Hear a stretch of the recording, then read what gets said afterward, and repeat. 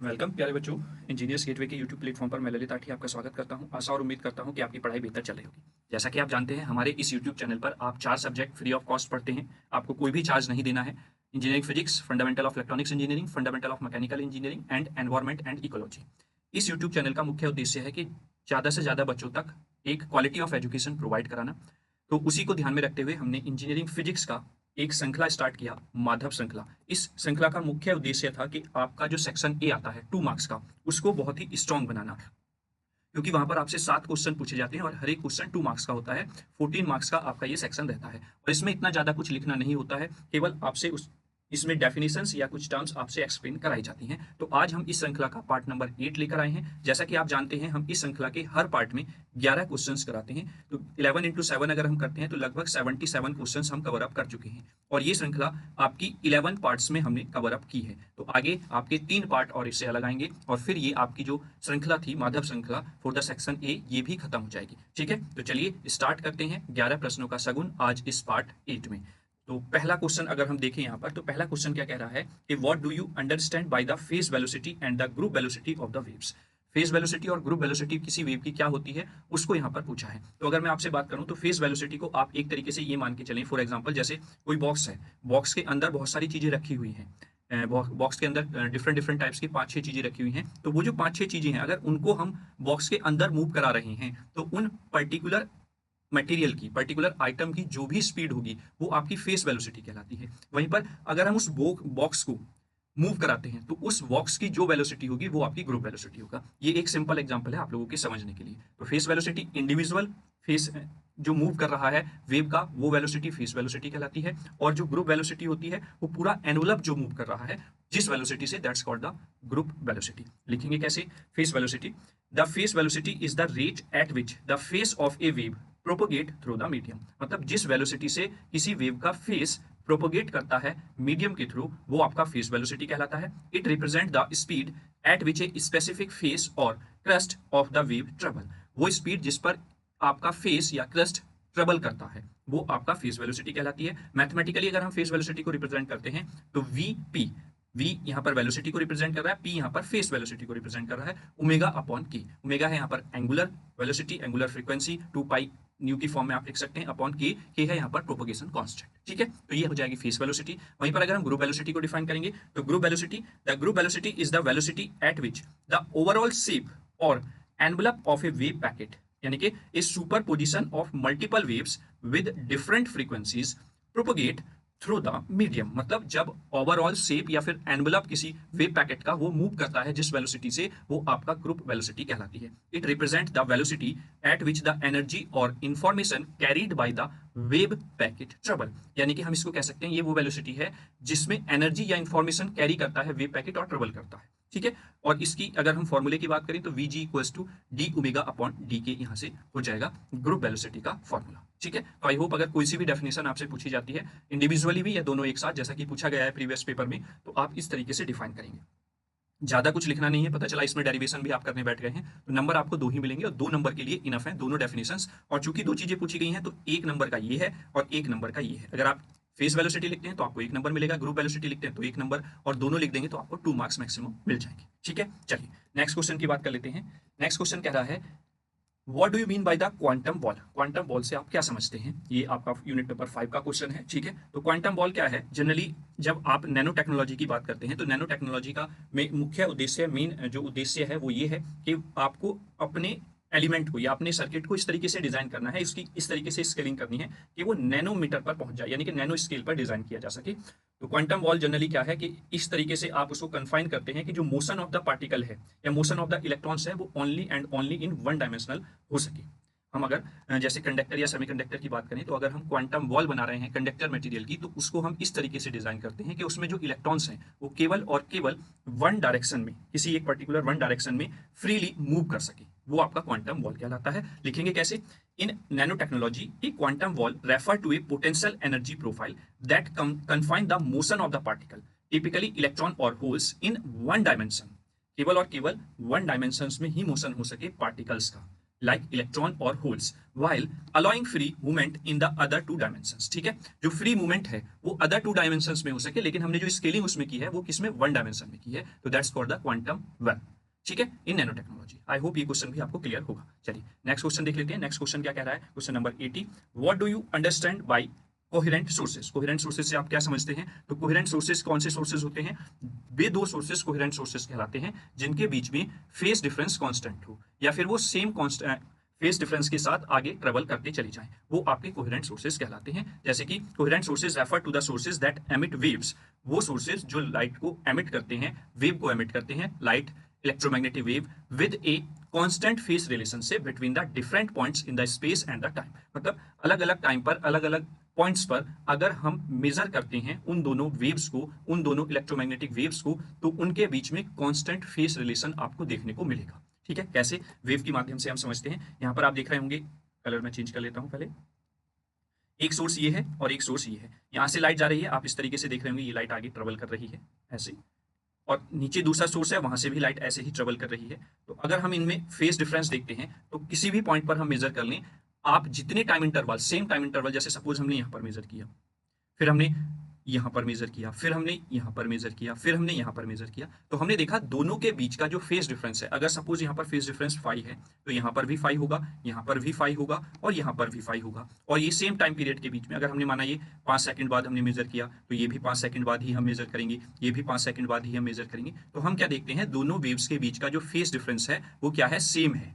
तो यही आपके सोर्सेज जो हैं वो आपके कोहेरेंट सोर्सेज कहलाते हैं। ठीक है, और यही हेल्प करते हैं to measure the interference pattern. Interference pattern होने के लिए आपको पता है कि कोहेरेंट सोर्सेज का होना जरूरी है, जो जिनकी लाइट आगे जाकर स्क्रीन पर या आगे जाकर जहां पर भी आपको इंटरफेरेंस पैटर्न देखना है, वहां पर जब सुपर इम्पोज्ड होते हैं, then you get the interference pattern. ठीक है, क्लियर हुआ। चलिए नेक्स्ट क्वेश्चन देखते हैं, क्वेश्चन नंबर 81। क्वेश्चन नंबर 81 क्या कह रहा है कि define the population inversion in laser. एक सेकंड, कलर चेंज कर लेते हैं, कि पॉपुलेशन इन्वर्जन को डिफाइन कीजिए, लेजर में क्या होता है। तो जो बच्चे लेजर के बारे में पढ़ चुके हैं उनको बहुत ही अच्छे से पता होगा कि पॉपुलेशन इन्वर्जन क्या होता है। जनरली पॉपुलेशन इन्वर्जन वर्ड से ही हमें पता चल रहा है, पॉपुलेशन मतलब संख्या और इन्वर्जन मतलब उसका इन्वर्जन हो रहा है एक जगह से दूसरी जगह पर। तो जब आपका पॉपुलेशन का इन्वर्जन हो जाता है तभी आपका लेजर एक्शन परफॉर्म हो पाता है। जैसे सपोज हमें पता है कि आपका एक होता है एक्साइटेड स्टेट और एक होता है लोअर स्टेट, यानी कि एक होता है बैलेंस बैंड, एक होता है कंडक्शन बैंड। स्टार्टिंग में आपके इलेक्ट्रॉन्स जो होते हैं वो बैलेंस बैंड में ही रखे होते हैं ज्यादा।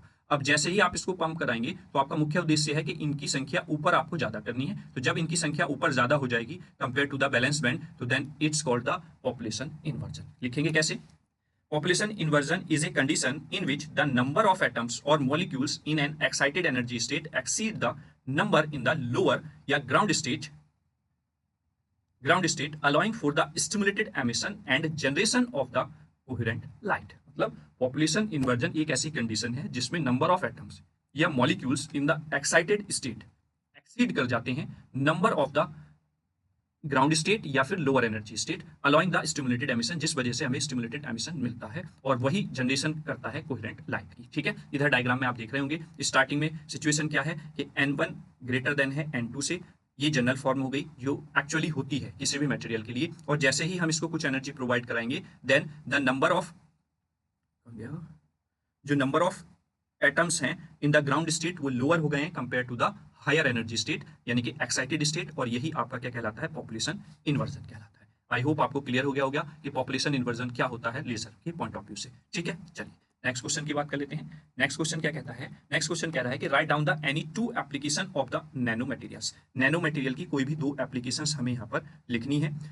तो बहुत सारी एप्लीकेशंस है नैनो मटेरियल्स की, चलिए कोई भी दो एप्लीकेशन आप जो भी याद करें वो लिख दें, या फिर जो मैं बता रहा हूँ वो आप लिख सकते हैं। एनर्जी स्टोरेज, यानी कि एनर्जी स्टोरेज करना एक नैनो मटेरियल की एप्लीकेशन है। जैसे nano structures, electrodes in the lithium ion batteries, superconductors, this is the nano technology application. और दूसरा है कैटालिस्ट। कैटालिस्ट मतलब nano particles as catalyst due to the high surface to volume ratio, मतलब high surface to volume ratio होने के कारण से catalysis की हम यहाँ पर एप्लीकेशन नैनो मटेरियल्स की बता सकते हैं। ठीक है, तो ये हो गया क्वेश्चन नंबर 82 का आंसर। अगर आपको कोई दो और एप्लीकेशन आती है then you can also write these. ठीक है, ये नहीं कि मैंने जो बताई है वही आप यहाँ पर लिखेंगे। चलिए नेक्स्ट क्वेश्चन की बात कर लेते हैं, क्वेश्चन नंबर 83। क्वेश्चन नंबर 83 क्या कह रहा है, state any two difference between the single mode and multi mode step index fibre. कोई भी दो डिफरेंसेस हमें बताने हैं सिंगल मोड और multi mode step index fibre में। ठीक है, तो जनरली अगर आपने फाइबर पढ़ा है तो सिंगल मोड फाइबर्स में जनरली आप देख रहे होंगे कि जो कोर का साइज है, क्योंकि वहां पर केवल सिंगल मोड ही प्रोपोगेट करेगा तो कोर का साइज यहाँ पर कम होता है। और मल्टी मोड में एक से ज्यादा मोड यानी कि आपको प्रोपोगेट कराने हैं तो उसमें आपका जो डायमीटर होगा कोर का, जिसमें आपका लाइट को या फिर इंफॉर्मेशन को ट्रेवल कराना है, तो वो ज्यादा करना है। तो कोर के हिसाब से देखें तो सिंगल मोड में आपका स्मॉल कोर डायमीटर होता है और मल्टी मोड में लार्ज कोर डायमीटर होता है। वहीं पर नंबर ऑफ प्रोपोगेशन मोड्स की बात करें जिसकी वजह से हमें कोर के डायमीटर को घटाना और बढ़ाना पड़ा है, तो सिंगल मोड में केवल एक ही मोड ट्रेवल करता है और मल्टी मोड में एक से ज्यादा मोड ट्रेवल करते हैं। ठीक है, तो चलिए लिखेंगे कैसे वो देख लेते हैं। Here are the two keys difference between the single mode and multi mode fibers.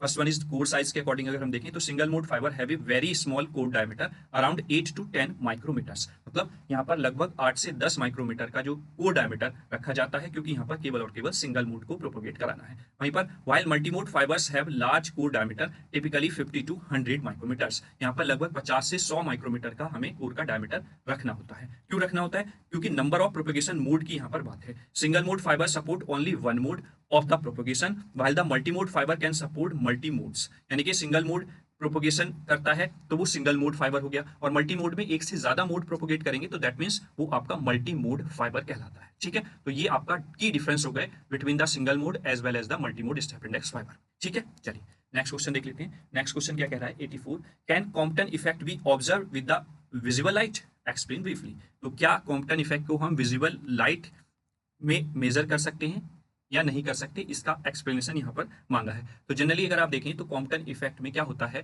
कि जब आपका एक फोटोन इधर से मूव करता हुआ आ रहा है और वो स्ट्राइक करता है आपके रेस्ट में रखे हुए इलेक्ट्रॉन से, तो ये दोनों क्या होते हैं, स्कैटर्ड हो जाते हैं ऐसे, है ना। ये इधर चला गया, इलेक्ट्रॉन इधर चला गया एक पर्टिकुलर एंगल्स पर। तो यहाँ पर क्या होता है, चेंज इन वेवलेंथ यहाँ पर देखने को मिलती है फोटोन में। जो फोटोन स्कैटर्ड हुआ था उसकी जो पहले वेवलेंथ थी, आगे जब वो स्कैटर होकर किसी एंगल पर आगे बढ़ता है तो उसकी वेवलेंथ में चेंज हो जाता है। तो यही पूछ रहा है कि अगर ये फोटोन विजिबल लाइट की फ्रीक्वेंसी से आगे बढ़ता है तो क्या हम इसको कॉम्पटन इफेक्ट को मेजर कर सकते हैं। तो हम नहीं कर सकते। क्यों नहीं कर सकते वो हम यहाँ पर देखते हैं। No, Compton effect can not be observe with the visible light. क्यों? The Compton effect which involves an increase in the wavelength of the scattered X-ray और gamma rays due to the collision with electron. मतलब यहाँ पर क्या होता है कि जो कोलिजन हुआ है फोटोन का विद द इलेक्ट्रॉन, तो वहां पर वेवलेंथ बढ़ जाती है स्कैटर्ड एक्सरे या जो कि रे मतलब फोटोन हमारा यहाँ पर टकराया है। Require high energy photon with energy much greater than the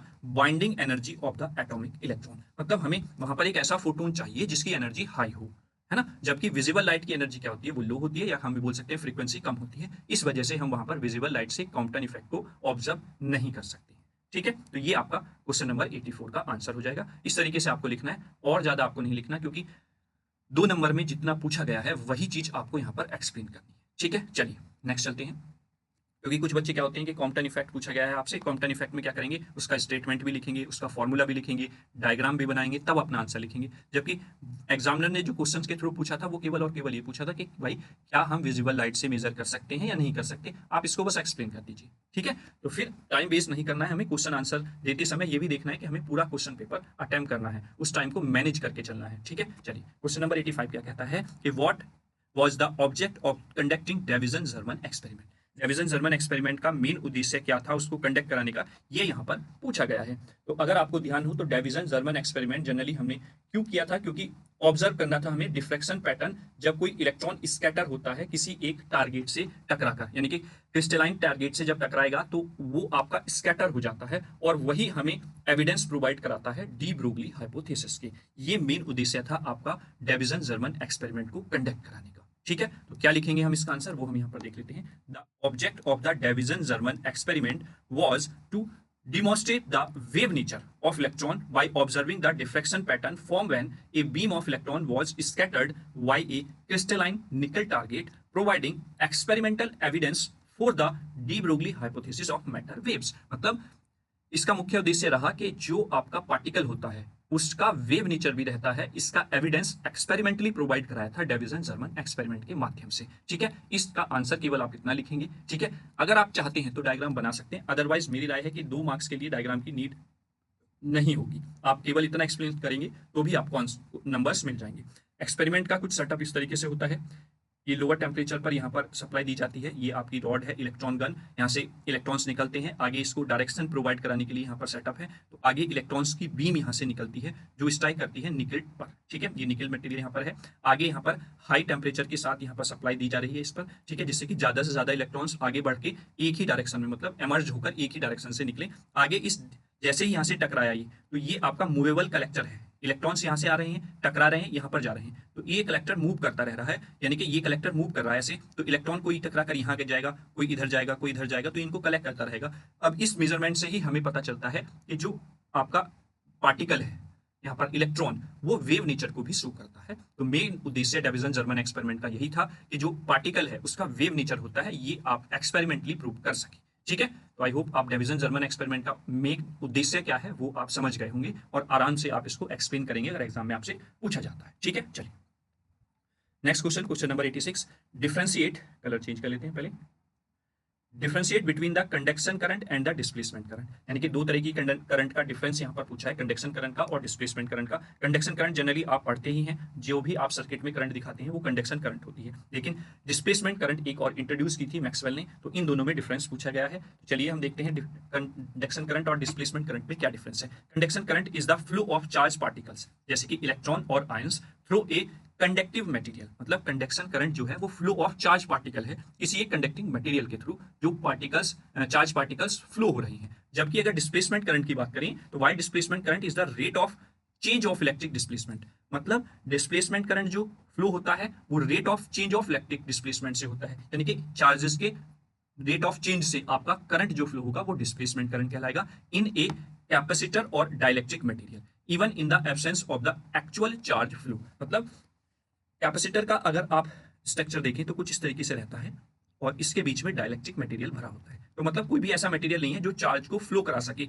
beach में एक गैप है अगर हम सिंपल लैंग्वेज में बोले तो। लेकिन जो यहाँ पर चार्जेस इकट्ठा हो रहे हैं, इनमें जो वेरिएशन हो रहा है, इसकी वजह से यहाँ पर कोई ना कोई करंट फ्लो होता हुआ मिलता है, तो that's called the displacement current. जबकि जनरली अगर कोई वायर है उसमें जो करंट फ्लो हो रहा है वो आपका कंडक्शन करंट कहलाता है, क्योंकि वो वायर उसको एक डायरेक्शन या एक मीडियम प्रोवाइड करा रहा है चार्जेस को फ्लो होने के लिए एक पॉइंट से दूसरे पॉइंट के। तो ये जो फ्लो ऑफ चार्जेस है, फ्लो ऑफ पार्टिकल्स है, ये आपका कंडक्शन करंट दिखाएगा जब हम इसको with the help of a medium अगर फ्लो कराते हैं। वहीं पर डिस्प्लेसमेंट करंट जब आपका इलेक्ट्रिक चार्ज जो है उसके डिस्प्लेसमेंट की वजह से जो करंट फ्लो हो रहा है वो आपका डिस्प्लेसमेंट करंट कहलाता है। ठीक है, चलिए नेक्स्ट बात करते हैं क्वेश्चन नंबर 87। क्वेश्चन नंबर 87 क्या कह रहा है? क्वेश्चन नंबर 87 कह रहा है कि ये आज की हमारी वीडियो का सेकंड लास्ट क्वेश्चन है। ठीक है, इसीलिए ये क्वेश्चन देखिए अभी उड़ के पक्षी की तरह उड़कर चला गया है ना। Why two independent light sources cannot produce the interference pattern? मतलब दो इंडिपेंडेंट लाइट सोर्सेस क्यों नहीं प्रोड्यूस करते हैं इंटरफेरेंस पैटर्न को, ये पूछा है। और आई होप ये क्वेश्चन रिपीट हुआ है, पीछे भी हमने क्वेश्चन को कवर अप किया है, समझा है। तो जनरल बात ये है कि इंटरफेरेंस पैटर्न तभी मिलेगा जब हमारे सोर्सेज कोहेरेंट होंगे, और दो इंडिपेंडेंट सोर्सेज कोहेरेंट सोर्सेज नहीं होते हैं, क्योंकि उनसे जो लाइट निकलती है वो कांस्टेंट या फिर इक्वल फेज डिफरेंस को मेजर मतलब मेंटेन नहीं कर पाती है, जिस वजह से इंटरफेरेंस पैटर्न देखने को नहीं मिलता है। तो कैसे आप लिखेंगे इसका answer? Two independent light sources cannot produce an interference pattern because their emissions are incoherent, क्योंकि उनसे जो लाइट निकल रही है, जो एमिशन हो रहा है वो इनकोहेरेंट होता है। Interference requires the wave to have a constant phase relation, और इंटरफेरेंस पैटर्न के लिए हमें मेजर करने के लिए ऐसी वेव्स चाहिए जो कांस्टेंट फेस रिलेशनशिप को दिखाएं, which is not maintain between the independent sources, जो कि इंडिपेंडेंट सोर्सेज के बीच में मेंटेन नहीं हो पाता है। Emitting light at a random faces, क्योंकि वहां से जो लाइट निकलती है वो रैंडम फेसेस से के साथ निकलती है। The lack of coherence between the source leads to a constantly varying interference pattern that gets averaged out, making a stable interference pattern impossible to observe. इस वजह से ये इम्पॉसिबल रहता है कि हम इंटरफेरेंस पैटर्न को ऑब्जर्व कर सकें। और इंडिपेंडेंट लाइट सोर्सेज, जैसे कि आपके अगर रूम में दो लाइट्स या दो एलईडी बल्ब्स लगे हुए हैं, अगर आप दोनों को एक साथ ऑन कर देते हैं तो लाइट तो दोनों से आ रही है, दो सोर्स हो गए, तो वे दोनों सोर्स जो हैं एक दूसरे पर इंडिपेंडेंट हैं, और इस वजह से आप रूम में कहीं पर भी इंटरफेरेंस पैटर्न को मेजर नहीं कर पाते। ठीक है, तो यही कारण है कि दो इंडिपेंडेंट लाइट सोर्सेज कभी भी इंटरफेरेंस पैटर्न को नहीं दिखा। चलिए नेक्स्ट क्वेश्चन देखते हैं, आज की सीरीज का last question, question number 88। Question number 88 क्या कह रहा है? क्वेश्चन नंबर 88 कह रहा है कि what are the changes that are caused in the diffraction pattern if the number of slits are made large. यानी कि नंबर ऑफ स्लिट्स अगर हम बढ़ा देते हैं, उनके नंबर्स बढ़ा देते हैं, तो तब क्या इफेक्ट पड़ेगा डिफ्रेक्शन पैटर्न पर? तो क्या इफेक्ट पड़ेगा? If the number of the slit in the diffraction grating और multi slit setup is increase, the following changes occurs in the diffraction pattern. पहला चेंज क्या होगा? The principal maxima becomes narrow and more intense. मतलब principal maxima जो है वो छोटा हो जाएगा, और छोटा होगा तो मोर इंटेंसिटी वहां पर देखने को मिलेगी। The number of secondary maxima between the principal maxima increase, और जो आपके नंबर ऑफ सेकेंडरी मैक्सिमाज होंगे इसके बीच में प्रिंसिपल मैक्सिमा के, वो इंक्रीज हो जाएंगे। ठीक है, आगे the angular separation between the principal maxima decreases, और जो एंगुलर सेपरेशन है प्रिंसिपल मैक्सिमा का वो डिक्रीज हो जाएगा, क्योंकि पहला पॉइंट हमने बोला है कि प्रिंसिपल मैक्सिमा नैरो हो गया है, मोर इंटेंस हो गया है, तो इस वजह से एंगुलर सेपरेशन जो है वो डिक्रीज हो जाएगा। ठीक है, तो ये चेंजेस होंगे अगर हम डिफ्रैक्शन पैटर्न में नंबर ऑफ स्लिट्स को लार्ज करते हैं, है ना। In essence increasing the number of slits improve the resolution and sharpness of the diffraction pattern। number of slits अगर हम बढ़ाते हैं तो वहां पर resolution और sharpness जो है diffraction pattern की वो और भी अच्छी होती है, making it easier to distinguish between the closely spaced wavelength। ठीक है, तो आई होप क्वेश्चन नंबर 88 भी आपको क्लियर हो गया होगा। अगर आपसे पूछा जाता है कि क्या इफेक्ट पड़ेगा, तो ये 2-3 पॉइंट्स आप यहाँ पर बताएंगे। ठीक है, चलिए, तो ये आज की श्रृंखला का लास्ट क्वेश्चन था। Thank you for watching this video. आपको ये श्रृंखला कैसी लग रही है उसके लिए आप अपने वैल्यूएबल कमेंट्स हमारे कमेंट बॉक्स में जरूर लिखें। अगर कोई भी प्रॉब्लम आपकी है तो वो भी आप कमेंट बॉक्स में जरूर लिख दें। साथ ही साथ आपको 7 पार्ट जो हुए हैं इस श्रृंखला के, उनके PDF notes as it is जो लेक्चर नोट्स हैं वो आपको प्रोवाइड करा दिए गए हैं टेलीग्राम चैनल पर। अगर आपने अभी तक टेलीग्राम चैनल को ज्वाइन नहीं किया है तो वीडियो के डिस्क्रिप्शन में जाइए, वहां पर टेलीग्राम चैनल का लिंक मिल जाएगा, आप उसको क्लिक करके ज्वाइन कर लीजिए। वहां पर आपको इस श्रृंखला के सारे लेक्चर नोट्स पीडीएफ की फॉर्म में मिल जाएंगे। ठीक है, कहीं पे भी कोई समस्या होती है तो बेहिचक आप यहाँ पर कमेंट करके बता सकते हैं। 8 पार्ट हमारे हो चुके हैं, और जैसा कि मैंने आज आपको बताया कि 11 पार्ट में हम इसको खत्म कर लेंगे, तो लगभग 11 × 11 मतलब ये 121 क्वेश्चंस की श्रृंखला थी शॉर्ट फॉर्म में। तो इन श्रृंखला का उद्देश्य था सेक्शन ए को स्ट्रॉन्ग करना, और साथ ही साथ इस श्रृंखला का मेन उद्देश्य ये भी है कि आपकी पूरी फिजिक्स को एक लगभग 30 से 35 मिनट के लेक्चर में ही एक रिकॉल आपका होता रहता है, क्योंकि यहाँ पर हर यूनिट से क्वेश्चन आपका देखने को मिलता है। ठीक है, तो चलिए अब मिलते हैं अपने नेक्स्ट पार्ट नंबर 9 में। तब तक के लिए जय हिंद, जय भारत।